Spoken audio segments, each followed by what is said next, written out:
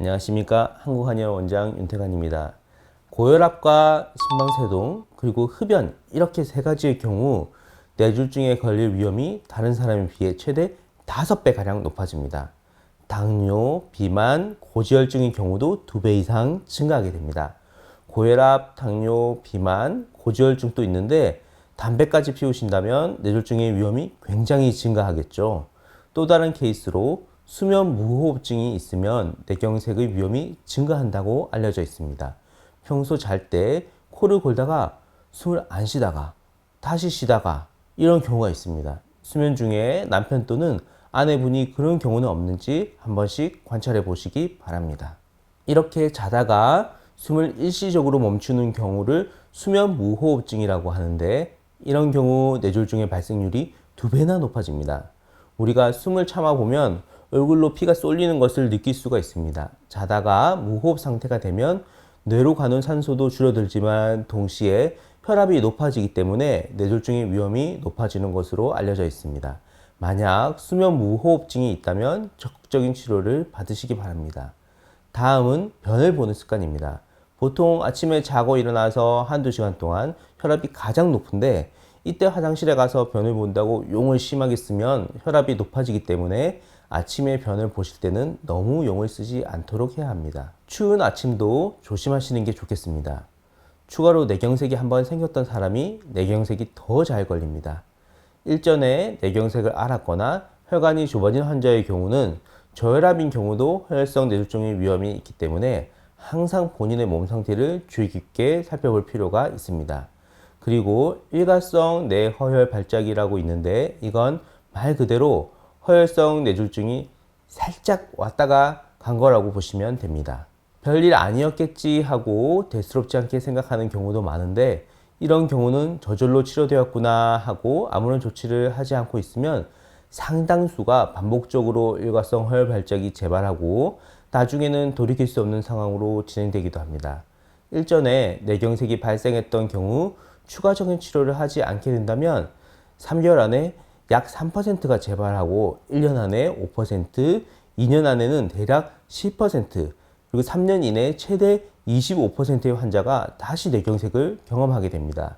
그렇기 때문에 뇌경색이 가볍게 진행한 경우도 병을 가볍게 생각하지 마시고 빠른 시일 내에 한의원에 내원하셔서 각종 위험 인자를 관리 조절하시면 좋겠습니다. 이번에는 뇌졸중의 재활에 대해서 이야기해 보겠습니다. 뇌 기능이 소실되기 전에 혈류가 재개통된다면 이전과 거의 동일한 상태로 돌아오게 됩니다.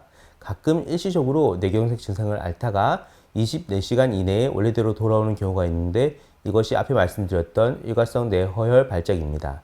하지만 뇌 일부분이 혈액 공급을 받지 못해 그 기능을 완전히 잃게 되면 후유증이 남게 되고 기능의 장애가 생기게 됩니다. 이런 후유증은 환자의 의지와 손상 정도에 따라 상당 부분 회복될 수 있지만 경우에 따라서는 완치가 되지 않는 경우도 꽤 많이 있습니다.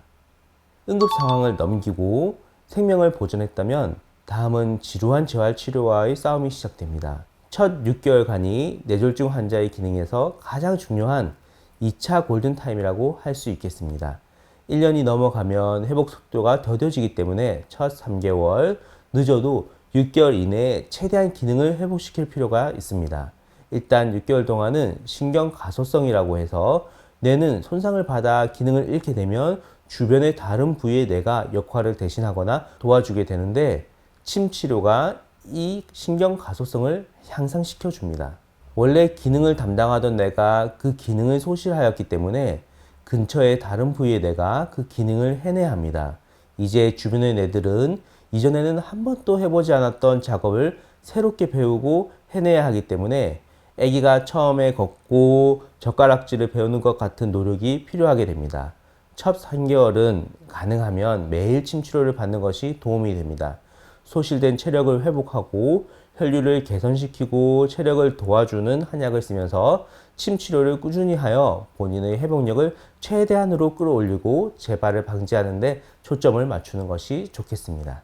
그럼 6개월이 지나면 더 이상 재활 치료는 효과가 없느냐? 그렇지 않습니다. 최근 연구들에 따르면 6개월이 지난 만성기 후유증도 지속적인 치료를 하면 기능 회복에 도움이 된다고 알려져 있으니 용기를 잃지 말고 재활에 최선을 다하시기 바랍니다. 일단 살을 좀 빼셔야 됩니다. 대부분 비만인 분들은 콜레스테롤 수치가 높아져 있고 고지혈증으로 혈관벽도 좁아져 있고 혈관의 탄력성도 저하되어 있어서 원활한 혈액 공급이 잘 안 되는 경우가 많습니다. 거기에 비만은 당뇨병과도 밀접한 관계가 있어서 일단 과체중인 분들은 체중 조절에 각별히 신경을 쓰셔야 합니다. 그리고 당뇨까지 생기게 되면 혈관이 더욱 약해지고 뇌졸중의 위험이 더욱 높아집니다. 밀가루 음식이나 설탕의 섭취를 줄이고 과당으로 당의 섭취를 대신하는 것이 좋겠습니다. 같은 맥락에서 흡연은 반드시 줄이셔야 합니다. 오랫동안 담배를 피운 사람들은 그렇지 않은 사람들에 비해서 심혈관 질환으로 사망할 확률이 굉장히 높아집니다. 심장이 제때 잘 뛰지 못하면 심장에 찌꺼기가 끼고 이런 찌꺼기들이 뇌혈관으로 날아가 뇌졸중의 원인이 되기도 합니다. 그리고 소금 섭취량을 조금 줄이시는 게 좋겠습니다. 음식을 싱겁게 먹어라, 짜게 먹지 마라 하는 이유는 소금을 많이 먹으면 소금이 혈관 속으로 물을 가지고 들어가기 때문에 혈압을 상승시키게 되고 또 고혈압이 생기면 뇌졸중의 위험을 더욱 높이기 때문에 소금 섭취는 최대한으로 제한하시는 것이 좋겠습니다. 마지막으로 만병의 근원인 스트레스입니다. 스트레스를 받으면 혈압이 높아지게 됩니다. 충분한 수면과 휴식으로 스트레스를 조절하십시오. 사실 잘 먹고 잘 쉬는 것만큼 우리의 건강을 유지하는 데 좋은 약은 없습니다.